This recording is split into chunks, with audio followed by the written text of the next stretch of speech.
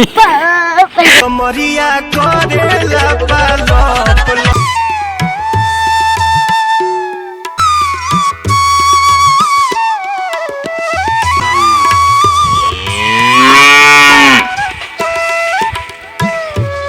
सहरिया से निमन त गाँव बा काका बकरी लेके जात रहा हे दने बकरी उल्टे हरवा के भागे लगल ओ दने कमरिया करेला पालो हंसले गाले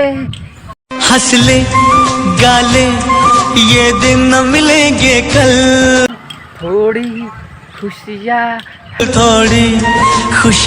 है थोड़े से ये पल भैया लोग कैसन बनी रहो लोग। हमार नाम नितेश बा, हम बनी हो बिहार से, घर हवा मोतिहारी जिला।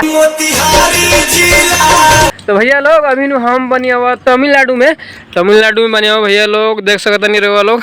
तमिलनाडु में ये काम करीले हेलो ब्लॉक वाला ईटा ढोए नहीं। अब भैया हो अभी सवेरे का टाइम होता 8। अब भैया हमने 4 दिन से काम ना करता नहीं हो सब। मिक्सचर खराब रहा तो मिक्सचर तो बन के आ गया, लेकिन मटेरियल में गिट्टी तो हवा बालू ना हवा, यही से काम ना भेल भैया। तो अभी होने गाड़ी ला गया हवा बुझात हवा लोड हवा।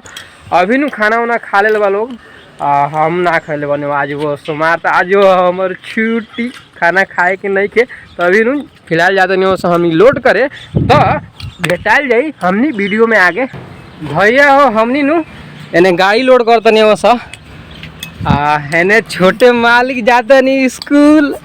मालिक बाय, स्कूल जाते नहीं पड़े। छोटे मालिक ने बस आके लागल बा, हमनी को बस एता लागल बा, हमनी को जाए पढ़ाई करे तमिलनाडु में, गांव में, शहर में, पहाड़ पर जहाँ जाए।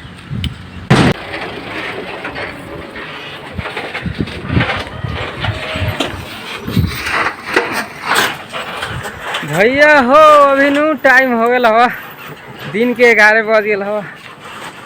गाड़ी में एक नींद मार लेनी हवा। हमनी फैन से आयल बनी हो सब लोड लेके, पहाड़े के ऊपर गांव हवा, फैन से दूसरा पहाड़ पर आयल बनी हवा। देख लो लोगन सामने का सीन कुछ इस प्रकार के हवा। रास्ता तो नहीं खराब रहा, वैसे उतर के नहीं हवा सा चला तो नहीं हवा सब।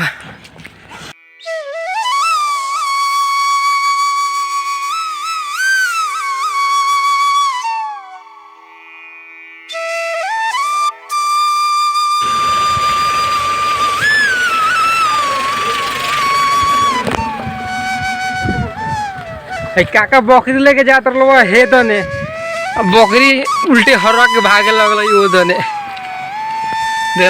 कितना मस्त लागत हो भाई। ओ ऐसन सीन मिली देखे कबू, कहे ना कहीं हम भाग्यशाली ना सौभाग्यशाली बानी का। आई देखी मंदिर जहाँ न तहाँ हर 10 कदम पर मंदिर देखे के मिल रहा तमिलनाडु के गांव में।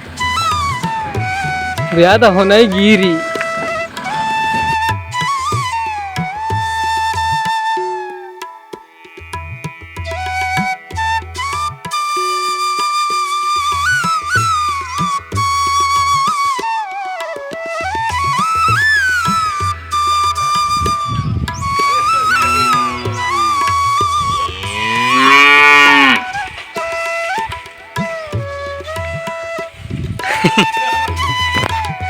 सहरिया से निमन त गाँव बा काका, ऐसे ही गाना बनल हो भैया।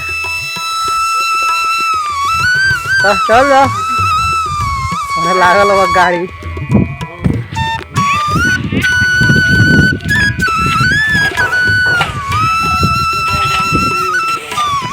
तो भैया लोग अभी शाम के टाइम हो गया बा, शाम के 4 बजत हवा। अभी हमनी आज पूरा दिन लोड गिराते रह बने सा, बहुत दूर लोड गिरल हुआ। एगो पहाड़ के गांव में, एगो फैन दूसरा गांव में गिरे हुआ सा। अभी 2 गो गाड़ी पर लोड कर बनी हुआ सा। एगो यहाँ देख सकते नहीं रहो लोगन, एगो होने गाड़ी हो ऊपर। तो दोनों गाड़ी पर 300 लोड कर बनी हुआ सा। तो ये हमने गिरा के अब वो सत्तावले रात हो जाता अब होने छोटे वाले की पढ़ के आ गल बा भैया लोगन रउआ लोगन बताई हऊ बेचारा गेल पढ़े जब से हमनियो पढ़े लागल बानी अपना काम में ना ओकर तो छुट्टी हो गल अभी हमनी के छुट्टी हुई 3-4 घंटा बाद ये कौन स्कूल हो जैसा छोटे मालिक हो गए पढ़ के आवत नहीं पढ़ के आ गए नहीं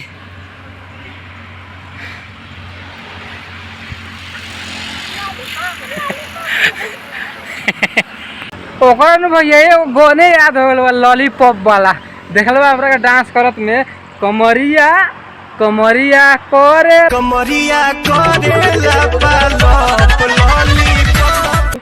तो भैया वो हमनू का करते नहीं हो अब रात हो तो यही में तो हम ई वीडियो के इवें पे समाप्त करते नहीं हो तो फिर मिल जाई एगो नया वीडियो में जब तक लिए बाय जय हिंद हर हर महादेव।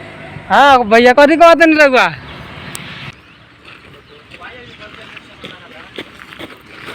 क्या करता लॉलीपॉप लॉलीपॉप लॉलीपॉप कमरिया करेला पालप लॉलीपॉप लागे। बोलो बोलो उस टाइम क्या बोल दिया उस दिन बोलो लाइक लाइक सब्सक्राइब अच्छा लुक है तुम्हारा। ए मोबाइल फूट जाएगा एक बार और डांस मारो।